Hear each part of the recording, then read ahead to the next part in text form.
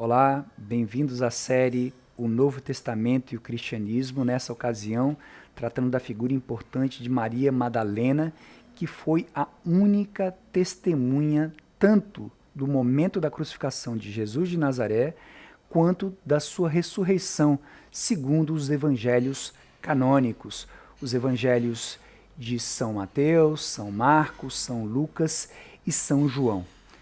Meu nome é Wagner, eu sou professor universitário, ensinei em fundações católicas, protestantes, hoje sou professor de universidade pública.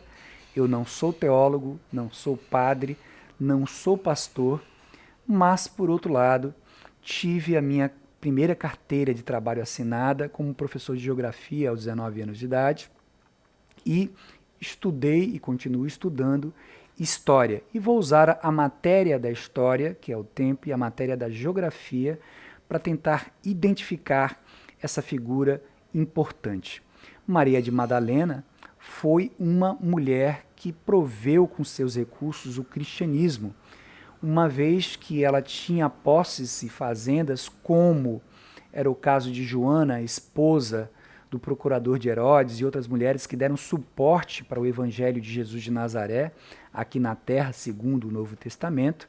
É importante identificá-la, e nós vamos usar mapas e uma descrição do templo para poder identificá-la ao mesmo tempo e separar de uma confusão que parte do cristianismo fez sobre ela, confundindo com a mulher pecadora, citada em Lucas 7, 36 e 50, como confundida com Maria Betânia, que é, por exemplo, citada em João. Vamos olhar para o mapa e vamos tentar separar essas três figuras que foram confundidas por motivos que a gente vai colocar no final desse vídeo breve e curto. A cidade de Betânia é uma cidade tão pequena e tão próxima de Jerusalém que ela é difícil de ser encontrada em diversos mapas, principalmente os mapas atuais. Nesse mapa que está na frente de vocês, nós temos uma região ao sul, que é a região da Judéia, uma região intermediária, que é de Samaria, e uma região ao norte, que é a região da Galileia, que fica ao lado do Mar da Galileia, que está dentro do Vale do Jordão, que é um rio que atravessa e faz limite com dessa região, e que termina no Mar Morto, que é um mar onde não há afluentes, porque simplesmente a água evapora do local onde ele está, né? Jesus costumava, quando ia para Jerusalém, passar na cidade de Betânia, que ficava a 15 estádios de distância de Jerusalém. Um estádio vale 165 metros, 15 estádios, então formam algo um pouco além de 2 quilômetros, o que alguém na época de Jesus poderia fazer andando tranquilamente com meia hora de caminhada. Então Jesus vinha para Betânia porque, além de ser uma cidade agradável, ela tinha os seus amigos, né? Lázaro, a quem ele havia ressuscitado, né? Marta e Maria. Então, a Maria que unge os pés de Jesus, é recriminada por Judas, segundo o relato de São João, ela é uma Maria que está em Betânia, na Judéia. A Maria chamada pecadora, que está em Lucas 7, 36 até 50, é uma Maria que está logo depois, nos primeiros momentos, onde Jesus estava, na verdade, recrutando ainda seus discípulos. No próprio versículo, no capítulo 7, né, João Batista está convidando, né, sugerindo a 2 de seus seguidores que passem a seguir Jesus Cristo. Então Jesus está no início do seu evangelho. Jesus ficava muito tempo em Cafarnaum, né, que era nessa região. E esses acontecimentos acontecem na Galileia, muito tempo antes de Jesus ser crucificado. Enquanto que o relato que acontece de Betânia é um relato que acontece pouco tempo antes de Jesus montar num jumento e entrar como o rei, né, de Israel na cidade de Jerusalém, que logo depois ele vai ser julgado, logo depois ele vai ser condenado, logo depois ele vai ser crucificado, e segundo a Bíblia, logo depois ele vai ter uma ressurreição. Então, os acontecimentos de Maria, que está em Betânia, que é Maria de Betânia, é próximo da morte de Cristo. Os acontecimentos da pecadora, da qual é uma pecadora anônima, que não tem nome, ela ocorre na Galileia. Por que uma mulher pode ser pecadora? Uma mulher pecadora no Israel antigo, né, é uma mulher que simplesmente não cumpre a Torá. Não necessariamente é uma mulher que tem atos libidinosos ou menos ainda que uma prostituta. Se você vive como gentios, você é uma pecadora. Se você não guarda o sábado, você é uma pecadora. Se você não faz o seu ritual de purificação, você é uma pecadora. Então, há uma pecadora em Lucas 7,36, para o qual nós não sabemos o nome, e de quem nós apenas sabemos que é uma pecadora e que, pelo relato de Lucas 7, né, é uma mulher que está na área da Galileia. Muito bem. Essas duas figuras são confundidas, mas há uma terceira figura, que é Maria Madalena, propriamente dita. Em Lucas 8, versículos 2 e 3, ela é descrita como uma pessoa que provê recursos, né, para o Evangelho de Cristo. Maria, nós sabemos muito pouco sobre as origens dela, exceto o fato dela vir de Magdala, porque Madalena é uma palavra que vem de Magdala. A cidade de Magdala é uma cidade que fica, né, no atual norte do estado de Israel, que fica a oeste do Mar da Galileia, né? E, portanto, muito distante de Maria, irmã de Lázaro, que fica em Betânia. Logo, nós temos aqui três figuras diferentes, né, em épocas diferentes. Inclusive, em Lucas 8 inicia dizendo que, depois de Lucas 7, Jesus passa por cidades, e depois de passar por essas cidades, ele encontra esse conjunto de mulheres, ou seja, já não está tratando da Maria, da pecadora anônima, que é citada no Novo Evangelho. Então, nós temos, portanto, três figuras. Bom, se elas são pessoas ou personagens diferentes do Novo Testamento, por que elas foram confundidas? Existem duas hipóteses para isso ter acontecido, entre outras. Eu não sou um grande especialista nisso, mas estou fazendo aqui minhas as palavras de Sócrates, né, que diz que ele era ignorante, ele mesmo se dizia ignorante, mas que tinha uma vantagem, que era saber ignorante. Então, sem usar muita teologia e usando apenas as referências da Bíblia, o tempo e o espaço, nós conseguimos separar três mulheres. Uma, a Maria de Betânia, outra, uma pecadora anônima, que nós não sabemos, né, qual é a origem, qual é o nome, e Maria Madalena. Por que elas teriam sido confundidas? Primeiro, que houve uma homilia 33 de Gregório Magno, no início da Idade Média, que, por sua própria liberdade e interpretação, né, quis entender que a Maria que ungiu os pés de Cristo era a mesma Maria que praticava atos libidinosos, né, para cobrir o seu corpo, que agora estava usando por motivos mais nobres.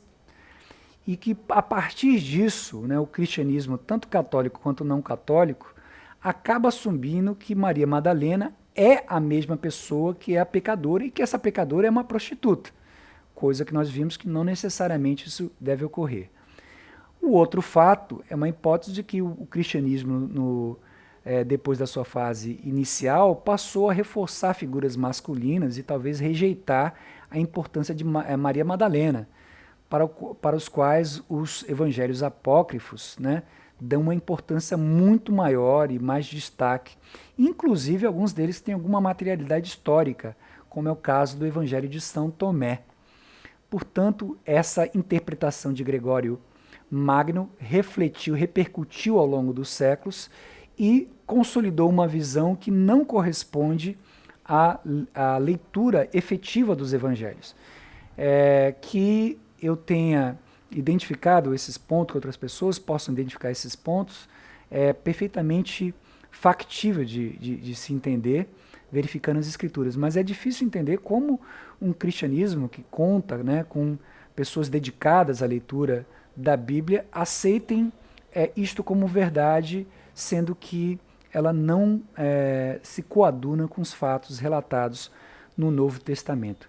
Ela é uma figura importante. Nós sabemos que, segundo o Novo Evangelho, que dela foram expulsos 7 demônios, e mais de uma vez isso é citado, mas os demônios na antiguidade eram associados basicamente à existência de doenças, doenças que podem ser físicas quanto psíquicas.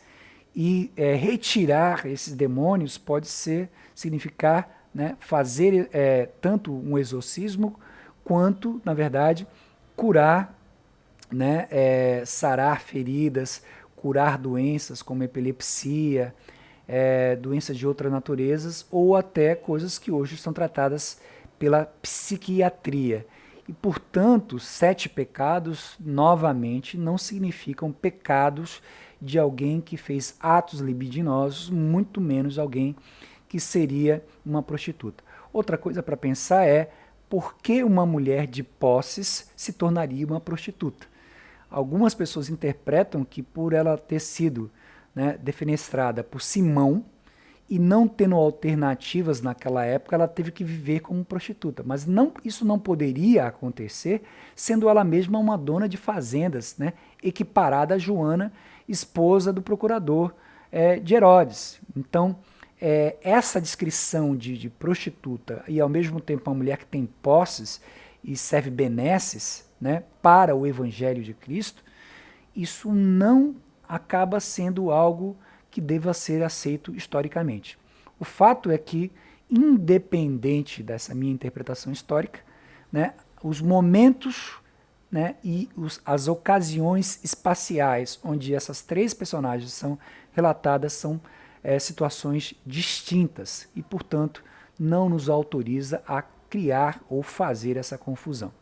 Bom, essa então é a primeira abordagem sobre o Novo Testamento e o cristianismo. Nós vamos abordar fatos ligados à comunhão, Jesus que repartia o pão, o peixe, né, o vinho, de Jesus que, na verdade, sentava-se no mesmo nível dos seus apóstolos na mesa da ceia, que Jesus que não fazia discursos em pés, porque tratava os outros iguais.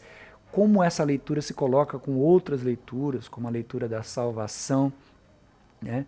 Podemos olhar também a genealogia de Cristo, podemos olhar os momentos da crucificação, o que é que nós podemos aprender daquele relato, o que é que nós podemos aprender dos relatos do nascimento de Cristo, dos relatos da ressurreição de Cristo, e como nós podemos fazer uma coesão de leitura entre aquilo que está na época de Cristo é chamado das Escrituras, porque quando eles escreveram o novo Evangelho, ele não era feito necessariamente pensando que e lá no futuro eles seriam todos ordenados, né, que nós hoje estaríamos lidos. Não, eles não escreveram com essa intenção, sabendo que ia ter essa ordenação toda, né, como esse novo Evangelho está ou não fundido, né, coerente com aquilo que é colocado nas chamadas Escrituras ou no Velho Testamento para o cristianismo, né? E como judeus, católicos e protestantes, né, e muçulmanos olham para esses fatos com olhos diferentes. E essa é uma menção para outros fatos. Eu gostaria que, se você quisesse fazer uma referência, uma sugestão, pudesse fazer aqui nos comentários do vídeo. Se você acha que não está bom e vai colocar, por exemplo, um dislike, mostre por quê, né? Porque é interessante dizer, um sinal de desconcordância, então mostre os pontos que discordo. Mostrando por que discordo, a gente pode ter uma oportunidade de poder responder e as pessoas terem a oportunidade de verem versões diferentes que já existem, né? E tomarem para a sua própria leitura e consciência aquilo que entenderem como sendo mais factível, aquilo que está presente nas próprias escrituras do Novo Testamento, ok? Um abraço a todos, aguardo vocês em outras ocasiões. Até lá!